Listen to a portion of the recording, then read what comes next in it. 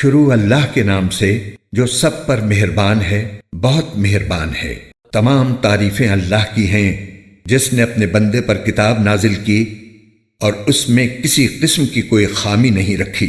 ایک سیدھی سیدھی کتاب جو اس نے اس لیے نازل کی ہے کہ لوگوں کو اپنی طرف سے ایک سخت عذاب سے آگاہ کرے، اور جو مومن نیک عمل کرتے ہیں ان کو خوشخبری دے کہ ان کو بہترین اجر ملنے والا ہے جس میں وہ ہمیشہ ہمیشہ رہیں گے، اور تاکہ ان لوگوں کو متنبہ کرے جو یہ کہتے ہیں کہ اللہ نے کوئی بیٹا بنا رکھا ہے۔ اس بات کا کوئی علمی ثبوت نہ خود ان کے پاس ہے نہ ان کے باپ دادوں کے پاس تھا۔ بڑی سنگین بات ہے جو ان کے منہ سے نکل رہی ہے۔ جو کچھ وہ کہہ رہے ہیں وہ جھوٹ کے سوا کچھ نہیں۔ اب اے پیغمبر، اگر لوگ قرآن کی اس بات پر ایمان نہ لائیں تو ایسا لگتا ہے جیسے تم افسوس کر کر کے ان کے پیچھے اپنی جان کو گھلا بیٹھو گے۔ یقین جانو کہ روئے زمین پر جتنی چیزیں ہیں ہم نے انہیں زمین کی سجاوٹ کا ذریعہ اس لیے بنایا ہے تاکہ لوگوں کو آزمائیں کہ ان میں کون زیادہ اچھا عمل کرتا ہے۔ اور یہ بھی یقین رکھو کہ روئے زمین پر جو کچھ ہے ایک دن ہم اسے ایک سپاٹ میدان بنا دیں گے۔ کیا تمہارا یہ خیال ہے کہ غار اور رقیم والے لوگ ہماری نشانیوں میں سے کچھ زیادہ عجیب چیز تھے؟ یہ اس وقت کا ذکر ہے جب ان نوجوانوں نے غار میں پناہ لی تھی اور اللہ تعالیٰ سے دعا کرتے ہوئے کہا تھا کہ اے ہمارے پروردگار، ہم پر خاص اپنے پاس سے رحمت نازل فرمائیے اور ہماری اس صورتحال میں ہمارے لیے بھلائی کا راستہ مہیا فرما دیجیے۔ چنانچہ ہم نے ان کے کانوں کو تھپکی دے کر کئی سال تک ان کو غار میں سلائے رکھا۔ پھر ہم نے ان کو جگایا تاکہ یہ دیکھیں کہ ان کے دو گروہ میں سے کون سا گروہ اپنے سوئے رہنے کی مدت کا زیادہ صحیح شمار کرتا ہے۔ ہم تمہارے سامنے ان کا واقعہ ٹھیک ٹھیک بیان کرتے ہیں۔ یہ کچھ نوجوان تھے جو اپنے پروردگار پر ایمان لائے تھے اور ہم نے ان کو ہدایت میں خوب ترقی دی تھی اور ہم نے ان کے دل خوب مضبوط کر دیے تھے۔ یہ اس وقت کا ذکر ہے جب وہ اٹھے اور انہوں نے کہا کہ ہمارا پروردگار وہ ہے جو تمام آسمانوں اور زمین کا مالک ہے، ہم اس کے سوا کسی کو معبود بنا کر ہرگز نہیں پکاریں گے۔ اگر ہم ایسا کریں گے تو ہم یقیناً انتہائی لغو بات کہیں گے۔ یہ ہماری قوم کے لوگ ہیں جنہوں نے اس پروردگار کو چھوڑ کر دوسرے معبود بنا رکھے ہیں۔ اگر ان کا عقیدہ صحیح ہے تو وہ اپنے معبودوں کے ثبوت میں کوئی واضح دلیل کیوں پیش نہیں کرتے؟ بھلا اس شخص سے زیادہ ظالم کون ہوگا جو اللہ پر جھوٹ باندھے؟ اور ساتھیو، جب تم نے ان لوگوں سے بھی علیحدگی اختیار کر لی ہے اور ان سے بھی جن کی یہ اللہ کو چھوڑ کر عبادت کرتے ہیں، تو چلو اب تم اسی غار میں پناہ لے لو۔ تمہارا پروردگار تمہارے لیے اپنا دامن رحمت پھیلا دے گا اور تمہارے کام میں آسانی کے اسباب مہیا فرمائے گا۔ اور وہ غار ایسا تھا کہ تم سورج کو نکلتے وقت دیکھتے تو وہ ان کے غار سے دائیں طرف ہٹ کر نکل جاتا، اور جب غروب ہوتا تو ان سے بائیں طرف کترا کر چلا جاتا، اور وہ اس غار کے ایک کشادہ حصے میں سوئے ہوئے تھے۔ یہ سب کچھ اللہ کی نشانیوں میں سے ایک نشانی ہے۔ جسے اللہ ہدایت دے وہی ہدایت پاتا ہے، اور جسے وہ گمراہ رکھے اس کا تمہیں ہرگز کوئی مددگار نہیں مل سکتا جو اسے راستے پر لائے۔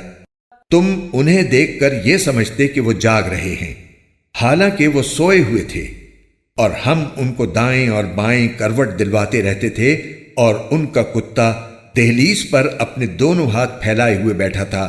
اگر تم انہیں جھانک کر دیکھتے تو ان سے پیٹ پھیر کر بھاگ کھڑے ہوتے، اور تمہارے اندر ان کی دہشت سما جاتی۔ اور جیسے ہم نے انہیں سلایا تھا اسی طرح ہم نے انہیں اٹھا دیا تاکہ وہ آپس میں ایک دوسرے سے پوچھ گچھ کریں۔ ان میں سے ایک کہنے والے نے کہا، تم اس حالت میں کتنی دیر رہے ہوگے؟ کچھ لوگوں نے کہا، ہم ایک دن یا ایک دن سے کچھ کم نیند میں رہے ہوں گے۔ دوسروں نے کہا، تمہارا رب ہی بہتر جانتا ہے کہ تم کتنی دیر اس حالت میں رہے ہو۔ اب اپنے میں سے کسی کو چاندی کا یہ سکہ دے کر شہر کی طرف بھیجو، وہ جا کر دیکھ بھال کرے کہ اس کے کون سے علاقے میں زیادہ پاکیزہ کھانا مل سکتا ہے۔ پھر تمہارے پاس وہاں سے کچھ کھانے کو لے آئے، اور اسے چاہیے کہ ہوشیاری سے کام کرے اور کسی کو تمہاری خبر نہ ہونے دے۔ کیونکہ اگر ان شہر کے لوگوں کو تمہاری خبر مل گئی تو یہ تمہیں پتھراؤ کر کے ہلاک کر ڈالیں گے یا تمہیں اپنے دین میں واپس آنے کے لیے مجبور کریں گے، اور ایسا ہوا تو تمہیں کبھی فلاح نہیں مل سکے گی۔ اور یوں ہم نے ان کی خبر لوگوں تک پہنچا دی تاکہ وہ یقین سے جان لیں کہ اللہ کا وعدہ سچا ہے، نیز یہ کہ قیامت کی گھڑی آنے والی ہے، اس میں کوئی شک نہیں۔ پھر وہ وقت بھی آیا جب لوگ ان کے بارے میں آپس میں جھگڑ رہے تھے، چنانچہ کچھ لوگوں نے کہا کہ ان پر ایک عمارت بنا دو، ان کا رب ہی ان کے معاملے کو بہتر جانتا ہے۔ آخر کار جن لوگوں کو ان کے معاملات پر غلبہ حاصل تھا انہوں نے کہا کہ ہم تو ان کے اوپر ایک مسجد ضرور بنائیں گے۔ کچھ لوگ کہیں گے کہ وہ 3 آدمی تھے اور چوتھا ان کا کتا تھا، اور کچھ کہیں گے کہ وہ 5 تھے اور چھٹا ان کا کتا تھا۔ یہ سب اٹکل کے تیر چلانے کی باتیں ہیں۔ اور کچھ کہیں گے کہ وہ 7 تھے اور 8واں ان کا کتا تھا۔ کہہ دو کہ میرا رب ہی ان کی صحیح تعداد کو جانتا ہے، تھوڑے سے لوگوں کے سوا کسی کو ان کا پورا علم نہیں، لہٰذا ان کے بارے میں سرسری گفتگو سے آگے بڑھ کر کوئی بحث نہ کرو اور نہ ان کے بارے میں کسی سے پوچھ گچھ کرو۔ اور اے پیغمبر، کسی بھی کام کے بارے میں کبھی یہ نہ کہو کہ میں یہ کام کل کر لوں گا، ہاں یہ کہو کہ اللہ چاہے گا تو کر لوں گا۔ اور جب کبھی بھول جاؤ تو اپنے رب کو یاد کر لو اور کہو مجھے امید ہے کہ میرا رب کسی ایسی بات کی طرف میری رہنمائی کر دے جو ہدایت میں اس سے بھی زیادہ قریب ہو۔ اور وہ اصحاب کہف اپنے غار میں 300 سال اور مزید 9 سال سوتے رہے۔ اگر کوئی اس میں بحث کرے تو کہہ دو کہ اللہ ہی بہتر جانتا ہے کہ وہ کتنی مدت سوتے رہے۔ آسمانوں اور زمین کے سارے بھید اسی کے علم میں ہیں، وہ کتنا دیکھنے والا اور کتنا سننے والا ہے، اس کے سوا ان کا کوئی رکھوالا نہیں ہے، اور وہ اپنی حکومت میں کسی کو شریک نہیں کرتا۔ اور اے پیغمبر، تم پر تمہارے پروردگار کی طرف سے جو وحی بھیجی گئی ہے اسے پڑھ کر سنا دو، کوئی نہیں ہے جو اس کی باتوں کو بدل سکے، اور اسے چھوڑ کر تمہیں ہرگز کوئی پناہ کی جگہ نہیں مل سکتی۔ اور اپنے آپ کو استقامت سے ان لوگوں کے ساتھ ساتھ رکھو جو صبح و شام اپنے رب کو اس لیے پکارتے ہیں کہ وہ اس کی خوشنودی کے طلبگار ہیں۔ اور تمہاری آنکھیں دنیاوی زندگی کی خوبصورتی کی تلاش میں ایسے لوگوں سے ہٹنے نہ پائیں، اور کسی ایسے شخص کا کہنا نہ مانو جس کے دل کو ہم نے اپنی یاد سے غافل کر رکھا ہے، اور جو اپنی خواہشات کے پیچھے پڑا ہوا ہے، اور جس کا معاملہ حد سے گزر چکا ہے۔ اور کہہ دو کہ حق تو تمہارے رب کی طرف سے آ چکا ہے، اب جو چاہے ایمان لے آئے اور جو چاہے کفر اختیار کرے۔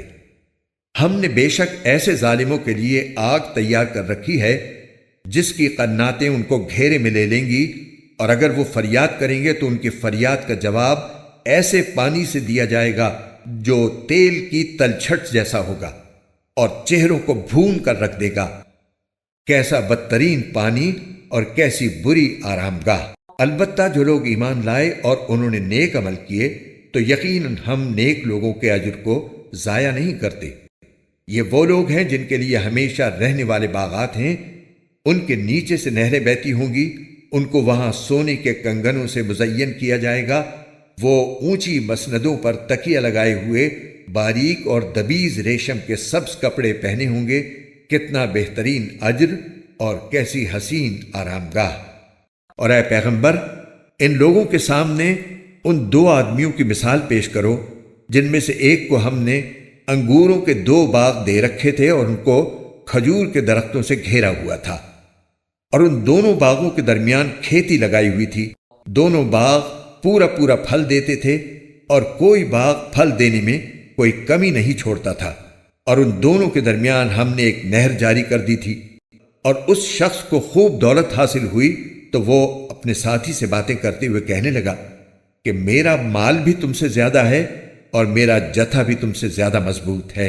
اور وہ اپنی جان پر ستم ڈھاتا ہوا اپنے باغ میں داخل ہوا، کہنے لگا میں نہیں سمجھتا کہ یہ باغ کبھی بھی تباہ ہوگا، اور میرا خیال یہ ہے کہ قیامت کبھی نہیں آئے گی، اور اگر کبھی مجھے اپنے رب کے پاس واپس بھیجا بھی گیا تب بھی مجھے یقین ہے کہ مجھے اس سے بھی اچھی جگہ ملے گی۔ اس کے ساتھی نے اس سے باتیں کرتے ہوئے کہا کیا تم اس ذات کے ساتھ کفر کا معاملہ کر رہے ہو جس نے تمہیں مٹی سے اور پھر نطفے سے پیدا کیا، پھر تمہیں ایک بھلا چنگا انسان بنا دیا؟ جہاں تک میرا تعلق ہے، میں تو یہ عقیدہ رکھتا ہوں کہ اللہ میرا پروردگار ہے اور میں اپنے پروردگار کے ساتھ کسی کو شریک نہیں مانتا۔ اور جب تم اپنے باغ میں داخل ہو رہے تھے اس وقت تم نے یہ کیوں نہیں کہا کہ ماشاء اللہ لا قوت الا باللہ، یعنی جو اللہ چاہتا ہے وہی ہوتا ہے، اللہ کی توفیق کے بغیر کسی میں کوئی طاقت نہیں۔ اگر تمہیں یہ نظر آ رہا ہے کہ میری دولت اور اولاد تم سے کم ہے تو میرے رب سے کچھ بعید نہیں ہے کہ وہ مجھے تمہارے باغ سے بہتر چیز عطا فرما دے اور تمہارے اس باغ پر کوئی آسمانی آفت بھیج دے جس سے وہ چکنے میدان میں تبدیل ہو کر رہ جائے، یا اس کا پانی زمین میں اتر جائے، پھر تم اسے تلاش بھی نہ کر سکو۔ اور پھر ہوا یہ کہ اس کی ساری دولت عذاب کے گھیرے میں آ گئی، اور صبح ہوئی تو اس حالت میں کہ اس نے باغ پر جو کچھ خرچ کیا تھا وہ اس پر ہاتھ ملتا رہ گیا، جبکہ اس کا باغ ٹٹیوں پر گرا پڑا تھا، اور وہ کہہ رہا تھا کاش میں نے اپنے رب کے ساتھ کسی کو شریک نہ مانا ہوتا۔ اور اسے کوئی ایسا جتھا میسر نہ آیا جو اللہ کو چھوڑ کر اس کی مدد کرتا، اور نہ وہ خود اس قابل تھا کہ اپنا دفاع کر سکے۔ ایسے موقع پر آدمی کو پتہ چلتا ہے کہ مدد کا سارا اختیار سچے اللہ کو حاصل ہے، وہی ہے جو بہتر ثواب دیتا اور بہتر انجام دکھاتا ہے۔ اور ان لوگوں سے دنیاوی زندگی کی یہ مثال بھی بیان کر دو کہ وہ ایسی ہے جیسے ہم نے آسمان سے پانی برسایا تو اس سے زمین کا سبزہ خوب گھنا ہو گیا، پھر وہ ایسا ریزہ ریزہ ہوا کہ اسے ہوائیں اڑا لے جاتی ہیں، اور اللہ ہر چیز پر مکمل قدرت رکھتا ہے۔ مال اور اولاد دنیاوی زندگی کی زینت ہیں، اور جو نیکیاں پائیدار رہنے والی ہیں وہ تمہارے رب کے نزدیک ثواب کے اعتبار سے بھی بہتر ہیں اور امید وابستہ کرنے کے لیے بھی بہتر۔ اور اس دن کا دھیان رکھو جس دن ہم پہاڑوں کو چلائیں گے اور تم زمین کو دیکھو گے کہ وہ کھلی پڑی ہے، اور ہم ان سب کو گھیر کر اکٹھا کر دیں گے اور ان میں سے کسی ایک کو بھی نہیں چھوڑیں گے، اور سب کو تمہارے رب کے سامنے صف باندھ کر پیش کیا جائے گا۔ آخر تم ہمارے پاس اسی طرح آ گئے جس طرح ہم نے تمہیں پہلی بار پیدا کیا تھا۔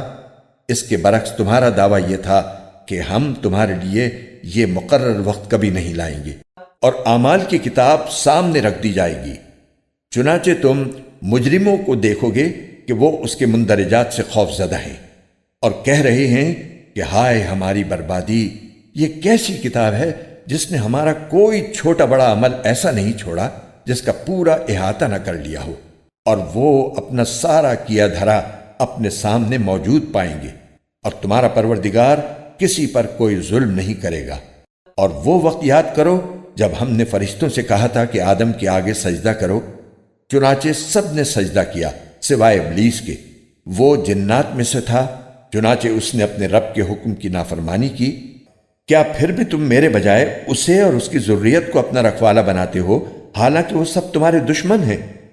اللہ تعالیٰ کا کتنا برا متبادل ہے جو ظالموں کو ملا ہے۔ میں نے نہ آسمانوں اور زمین کی تخلیق کے وقت ان کو حاضر کیا تھا، نہ خود ان کو پیدا کرتے وقت، اور میں ایسا نہیں ہوں کہ گمراہ کرنے والوں کو دست و بازو بناؤں۔ اور اس دن کا دھیان کرو جب اللہ ان مشرکوں سے کہے گا کہ ذرا پکارو ان کو جنہیں تم نے میری خدائی میں شریک سمجھ رکھا تھا، چنانچہ وہ پکاریں گے لیکن وہ ان کو کوئی جواب نہیں دیں گے، اور ہم ان کے درمیان ایک مہلک آڑ حائل کر دیں گے، اور مجرم لوگ آگ کو دیکھیں گے تو سمجھ جائیں گے کہ انہیں اسی میں گرنا ہے، اور اس سے بچ نکلنے کا کوئی راستہ نہیں پائیں گے۔ اور ہم نے لوگوں کے فائدے کے لیے اس قرآن میں طرح طرح سے ہر قسم کے مضامین بیان کیے ہیں، اور انسان ہے کہ جھگڑا کرنے میں ہر چیز سے بڑھ گیا ہے۔ اور جب لوگوں کے پاس ہدایت آ چکی تو اب انہیں ایمان لانے اور اپنے رب سے معافی مانگنے سے اس مطالبے کے سوا کوئی اور چیز نہیں روک رہی کہ ان کے ساتھ بھی پچھلے لوگوں جیسے واقعات پیش آ جائیں یا عذاب ان کے بالکل سامنے آ کھڑا ہو۔ اور ہم پیغمبروں کو صرف اس لیے بھیجتے ہیں کہ وہ مومنوں کو خوشخبری دیں اور کافروں کو عذاب سے متنبہ کریں۔ اور جن لوگوں نے کفر اپنا لیا ہے وہ باطل کا سہارا لے کر جھگڑا کرتے ہیں تاکہ اس کے ذریعے حق کو ڈگمگا دیں، اور انہوں نے میری آیتوں کو اور انہیں جو تنبیہ کی گئی تھی اس کو مذاق بنا رکھا ہے۔ اور اس شخص سے بڑھ کر ظالم کون ہوگا جسے اس کے رب کی آیتوں کے حوالے سے نصیحت کی جائے تو وہ ان سے منہ موڑ لے اور اپنے ہاتھوں کے کرتوت کو بھلا بیٹھے۔ حقیقت یہ ہے کہ ہم نے ان لوگوں کے کرتوت کی وجہ سے ان کے دلوں پر غلاف چڑھا دی ہے، جن کی وجہ سے وہ اس قرآن کو نہیں سمجھتے، اور ان کے کانوں میں ڈانٹ لگا دی ہے۔ اور اگر تم انہیں ہدایت کی طرف بلاؤ تب بھی وہ صحیح راستے پر ہرگز نہیں آئیں گے۔ اور تمہارا پروردگار بہت بخشنے والا بڑا رحمت والا ہے۔ جو کمائی انہوں نے کی ہے اگر وہ اس کی وجہ سے انہیں پکڑنے پر آتا تو ان کو جلد ہی عذاب دے دیتا، لیکن ان کے لیے ایک وقت مقرر ہے جس سے بچنے کے لیے انہیں کوئی پناہ گاہ نہیں ملے گی۔ یہ ساری بستیاں تمہارے سامنے ہیں۔ جب انہوں نے ظلم کی روش اپنائی تو ہم نے ان کو ہلاک کر ڈالا، اور ان کی ہلاکت کے لیے بھی ہم نے ایک وقت مقرر کیا ہوا تھا۔ اور اس وقت کا ذکر سنو جب موسیٰ نے اپنے نوجوان شاگرد سے کہا تھا کہ میں اس وقت تک اپنا سفر جاری رکھوں گا جب تک 2 سمندروں کے سنگم پر نہ پہنچ جاؤں، ورنہ برسوں چلتا رہوں گا۔ چنانچہ جب وہ ان کے سنگم پر پہنچے تو دونوں اپنی مچھلی کو بھول گئے، اور اس نے سمندر میں ایک سرنگ کی طرح کا راستہ بنا لیا۔ پھر جب دونوں آگے نکل گئے تو موسیٰ نے اپنے نوجوان سے کہا کہ ہمارا ناشتہ لاؤ۔ سچی بات یہ ہے کہ ہمیں اس سفر میں بڑی تھکاوٹ لاحق ہو گئی ہے۔ اس نے کہا بھلا بتائیے، عجیب قصہ ہو گیا۔ جب ہم اس چٹان پر ٹھہرے تھے تو میں مچھلی کا آپ سے ذکر کرنا بھول گیا، اور شیطان کے سوا کوئی نہیں ہے جس نے مجھ سے اس کا تذکرہ کرنا بھلایا ہو، اور اس مچھلی نے تو بڑے عجیب طریقے پر دریا میں اپنی راہ لے لی تھی۔ موسیٰ نے کہا اس بات کی تو ہمیں تلاش تھی۔ چنانچہ دونوں اپنے قدموں کے نشان دیکھتے ہوئے واپس لوٹے۔ تب انہیں ہمارے بندوں میں سے ایک بندہ ملا جس کو ہم نے اپنی خصوصی رحمت سے نوازا تھا اور خاص اپنی طرف سے ایک علم سکھایا تھا۔ موسیٰ نے ان سے کہا کیا میں آپ کے ساتھ اس غرض سے رہ سکتا ہوں کہ آپ کو بھلائی کا جو علم عطا ہوا ہے اس کا کچھ حصہ مجھے بھی سکھا دیں؟ انہوں نے کہا مجھے یقین ہے کہ آپ میرے ساتھ رہنے پر صبر نہیں کر سکیں گے، اور جن باتوں کی آپ کو پوری واقفیت نہیں ہے ان پر آپ صبر کر بھی کیسے سکتے ہیں؟ موسیٰ نے کہا انشاءاللہ آپ مجھے صابر پائیں گے، اور میں آپ کے کسی حکم کی خلاف ورزی نہیں کروں گا۔ انہوں نے کہا اچھا، اگر آپ میرے ساتھ چلتے ہیں تو جب تک میں خود ہی آپ سے کسی بات کا تذکرہ شروع نہ کروں آپ مجھ سے کسی بھی چیز کے بارے میں سوال نہ کریں۔ چنانچہ دونوں روانہ ہو گئے، یہاں تک کہ جب دونوں ایک کشتی میں سوار ہوئے تو ان صاحب نے کشتی میں چھید کر دیا۔ موسیٰ بولے ارے کیا آپ نے اس میں چھید کر دیا تاکہ سارے کشتی والوں کو ڈبو ڈالیں؟ یہ تو آپ نے بڑا خوفناک کام کیا۔ انہوں نے کہا کیا میں نے نہیں کہا تھا کہ آپ میرے ساتھ رہ کر صبر نہیں کر سکیں گے؟ موسیٰ نے کہا مجھ سے جو بھول ہو گئی اس پر میری گرفت نہ کیجیے اور میرے کام کو زیادہ مشکل نہ بنائیے۔ وہ دونوں پھر روانہ ہو گئے، یہاں تک کہ ان کی ملاقات ایک لڑکے سے ہوئی تو ان صاحب نے اسے قتل کر ڈالا۔ موسیٰ بول اٹھے ارے کیا آپ نے ایک پاکیزہ جان کو ہلاک کر دیا جبکہ اس نے کسی کی جان نہیں لی تھی جس کا بدلہ اس سے لیا جائے؟ یہ تو آپ نے بہت ہی برا کام کیا۔ انہوں نے کہا کیا میں نے آپ سے نہیں کہا تھا کہ آپ میرے ساتھ رہنے پر صبر نہیں کر سکیں گے؟ موسیٰ بولے اگر اب میں آپ سے کوئی بات پوچھوں تو آپ مجھے اپنے ساتھ نہ رکھیے، یقیناً آپ میری طرف سے عذر کی حد کو پہنچ گئے ہیں۔ چنانچہ وہ دونوں پھر روانہ ہو گئے، یہاں تک کہ جب ایک بستی والوں کے پاس پہنچے تو اس کے باشندوں سے کھانا مانگا تو ان لوگوں نے ان کی مہمانی کرنے سے انکار کر دیا۔ پھر انہیں ایک دیوار ملی جو گرا ہی چاہتی تھی، ان صاحب نے اسے کھڑا کر دیا۔ موسیٰ نے کہا اگر آپ چاہتے تو اس کام پر کچھ اجرت لے لیتے۔ انہوں نے کہا لیجئے، میرے اور آپ کے درمیان جدائی کا وقت آ گیا، اب میں آپ کو ان باتوں کا مقصد بتائے دیتا ہوں جن پر آپ سے صبر نہیں ہو سکا۔ جہاں تک کشتی کا تعلق ہے وہ کچھ غریب آدمیوں کی تھی جو دریا میں مزدوری کرتے تھے۔ میں نے چاہا کہ اس میں کوئی عیب پیدا کر دوں کیونکہ ان کے آگے ایک بادشاہ تھا جو ہر اچھی کشتی کو زبردستی چھین کر رکھ لیا کرتا تھا، اور لڑکے کا معاملہ یہ تھا کہ اس کے ماں باپ مومن تھے، اور ہمیں اس بات کا اندیشہ تھا کہ یہ لڑکا ان دونوں کو سرکشی اور کفر میں نہ پھنسا دے۔ چنانچہ ہم نے یہ چاہا کہ ان کا پروردگار انہیں اس لڑکے کے بدلے ایسی اولاد دے جو پاکیزگی میں بھی اس سے بہتر ہو اور حسن سلوک میں بھی اس سے بڑی ہوئی ہو۔ رہی یہ دیوار تو وہ اس شہر میں رہنے والے 2 یتیم لڑکوں کی تھی، اور اس کے نیچے ان کا ایک خزانہ گڑا ہوا تھا، اور ان دونوں کا باپ ایک نیک آدمی تھا۔ اس لیے آپ کے پروردگار نے یہ چاہا کہ یہ دونوں لڑکے اپنی جوانی کی عمر کو پہنچیں اور اپنا خزانہ نکال لیں۔ یہ سب کچھ آپ کے رب کی رحمت کی بنا پر ہوا ہے، اور میں نے کوئی کام اپنی رائے سے نہیں کیا۔ یہ تھا مقصد ان باتوں کا جن پر آپ سے صبر نہیں ہو سکا۔ اور یہ لوگ تم سے ذوالقرنین کے بارے میں پوچھتے ہیں، کہہ دو کہ میں ان کا کچھ حال تمہیں پڑھ کر سناتا ہوں۔ واقعہ یہ ہے کہ ہم نے ان کو زمین میں اقتدار بخشا تھا اور انہیں ہر کام کے وسائل عطا کیے تھے، جس کے نتیجے میں وہ ایک راستے کے پیچھے چل پڑے، یہاں تک کہ جب وہ سورج کے ڈوبنے کی جگہ پہنچے تو انہیں دکھائی دیا کہ وہ ایک دلدل جیسے سیاہ چشمے میں ڈوب رہا ہے، اور وہاں انہیں ایک قوم ملی۔ ہم نے ان سے کہا، اے ذوالقرنین، تمہارے پاس 2 راستے ہیں، یا تو ان لوگوں کو سزا دو یا پھر ان کے معاملے میں اچھا رویہ اختیار کرو۔ انہوں نے کہا، ان میں سے جو کوئی ظلم کا راستہ اختیار کرے گا اسے تو ہم سزا دیں گے، پھر اسے اپنے رب کے پاس پہنچا دیا جائے گا اور وہ اسے سخت عذاب دے گا۔ البتہ جو کوئی ایمان لائے گا اور نیک عمل کرے گا تو وہ بدلے کے طور پر اچھے انجام کا مستحق ہوگا، اور ہم بھی اس کو اپنا حکم دیتے وقت آسانی کی بات کہیں گے۔ اس کے بعد وہ ایک اور راستے کے پیچھے چل پڑے، یہاں تک کہ جب وہ سورج کے طلوع ہونے کی جگہ پہنچے تو انہوں نے دیکھا کہ وہ ایک ایسی قوم پر طلوع ہو رہا ہے جسے ہم نے اس کی دھوپ سے بچنے کے لیے کوئی اوٹ مہیا نہیں کی تھی۔ واقعہ اسی طرح ہوا، اور ذوالقرنین کے پاس جو کچھ ساز و سامان تھا ہمیں اس کی پوری خبر تھی۔ اس کے بعد وہ ایک اور راستے کے پیچھے چل پڑے، یہاں تک کہ جب وہ 2 پہاڑوں کے درمیان پہنچے تو انہیں ان پہاڑوں سے پہلے کچھ لوگ ملے جن کے بارے میں ایسا لگتا تھا کہ وہ کوئی بات نہیں سمجھتے۔ انہوں نے کہا، اے ذوالقرنین، یاجوج اور ماجوج اس زمین میں فساد پھیلانے والے لوگ ہیں، تو کیا ہم آپ کو کچھ مال کی پیشکش کر سکتے ہیں جس کے بدلے آپ ہمارے اور ان کے درمیان کوئی دیوار بنا دیں؟ ذوالقرنین نے کہا، اللہ نے مجھے جو اقتدار عطا فرمایا ہے وہی میرے لیے بہتر ہے، لہٰذا تم لوگ ہاتھ پاؤں کی طاقت سے میری مدد کرو تو میں تمہارے اور ان کے درمیان ایک مضبوط دیوار بنا دوں گا۔ مجھے لوہے کی چادریں لا دو۔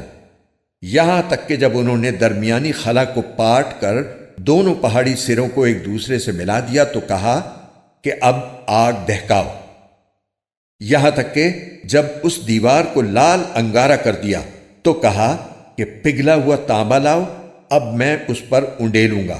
چنانچہ وہ دیوار ایسی بن گئی کہ یاجوج ماجوج نہ اس پر چڑھنے کی طاقت رکھتے تھے اور نہ اس میں کوئی سوراخ بنا سکتے تھے۔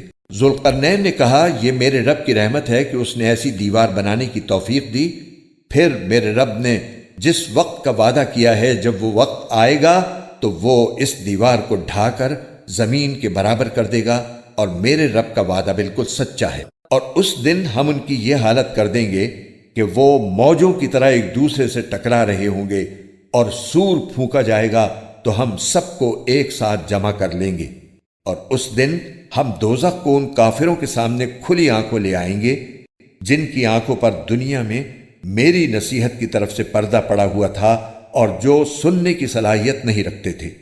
جن لوگوں نے کفر اپنا لیا ہے، کیا وہ پھر بھی یہ سمجھتے ہیں کہ مجھے چھوڑ کر میرے ہی بندوں کو اپنا رکھوالا بنائیں گے؟ یقین رکھو کہ ہم نے ایسے کافروں کی مہمانی کے لیے دوزخ تیار کر رکھی ہے۔ کہہ دو کہ کیا ہم تمہیں بتائیں کہ کون لوگ ہیں جو اپنے اعمال میں سب سے زیادہ ناکام ہیں؟ یہ وہ لوگ ہیں کہ دنیاوی زندگی میں ان کی ساری دوڑ دھوپ سیدھے راستے سے بھٹکی رہی اور وہ سمجھتے رہے کہ وہ بہت اچھا کام کر رہے ہیں۔ یہ وہی لوگ ہیں جنہوں نے اپنے مالک کی آیتوں کا اور اس کے سامنے پیش ہونے کا انکار کیا، اس لیے ان کا سارا کیا دھرا غارت ہو گیا۔ چنانچہ قیامت کے دن ہم ان کا کوئی وزن شمار نہیں کریں گے۔ یہ ہے جہنم کی شکل میں ان کی سزا، کیونکہ انہوں نے کفر کی روش اختیار کی تھی اور میری آیتوں اور میرے پیغمبروں کا مذاق بنایا تھا۔ دوسری طرف جو لوگ ایمان لائے ہیں اور جنہوں نے نیک عمل کیے ہیں، ان کی مہمانی کے لیے بے شک فردوس کے باغ ہوں گے جن میں وہ ہمیشہ رہیں گے، اور وہ وہاں سے کہیں اور جانا نہیں چاہیں گے۔ اے پیغمبر، لوگوں سے کہہ دو کہ اگر میرے رب کی باتیں لکھنے کے لیے سمندر روشنائی بن جائے تو میرے رب کی باتیں ختم نہیں ہوں گی کہ اس سے پہلے سمندر ختم ہو چکا ہوگا، چاہے اس سمندر کی کمی پوری کرنے کے لیے ہم ویسا ہی ایک اور سمندر کیوں نہ لے آئیں۔ کہہ دو کہ میں تو تمہیں جیسا ایک انسان ہوں، البتہ مجھ پر یہ وحی آتی ہے کہ تم سب کا اللہ بس ایک اللہ ہے، لہذا جس کسی کو اپنے مالک سے جا ملنے کی امید ہو اسے چاہیے کہ وہ نیک عمل کرے اور اپنے مالک کی عبادت میں کسی اور کو شریک نہ ٹھہرائے۔